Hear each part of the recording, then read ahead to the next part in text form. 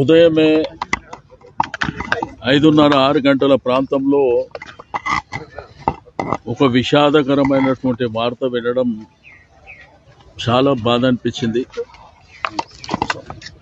దివంగత నేత మరి సాయన్న గారు 40 సంవత్సరాల రాజకీయ చరిత్రలో అనేక సార్లు కంటోన్మెంట్ ప్రాంతానికి ప్రాతినిధ్యం వహించడం,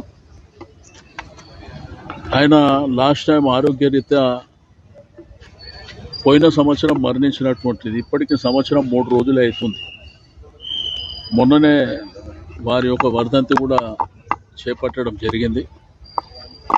బట్ ఆ రోజుల్లో ఉన్న పరిస్థితుల్లో మరి మా పార్టీ అధ్యక్షుల వారు కేసీఆర్ గారు వారి కుటుంబానికి టికెట్ ఇవ్వాలన్నటువంటి ఉద్దేశంతోనే అమ్మాయికి టికెట్ ఇవ్వడం, అమ్మాయి కూడా మంచి మెజారిటీతో గెలవడం, అంటే కంటోన్మెంట్ ప్రజలు ఆ కుటుంబాన్ని, అక్కడ ఉన్నటువంటి కార్యకర్తలు ఆ కుటుంబాన్ని ఏ విధంగా గౌరవిస్తారో మనం చూసినాం.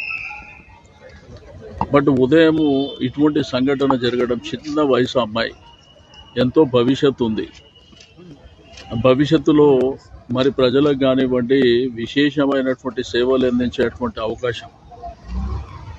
బట్ పొద్దున యాక్సిడెంట్లో మరణించిందని చెప్పి ఫోన్ రావడం, ఆ తర్వాత టీవీలు చూస్తే ఆ టీవీలలో కూడా ఆ జరిగిన యాక్సిడెంట్ విజువల్స్ చూపించడం మా అందరికీ చాలా బాధాకరమైనటువంటిదే కాకుండా చాలా విషాదకరమైనటువంటిది.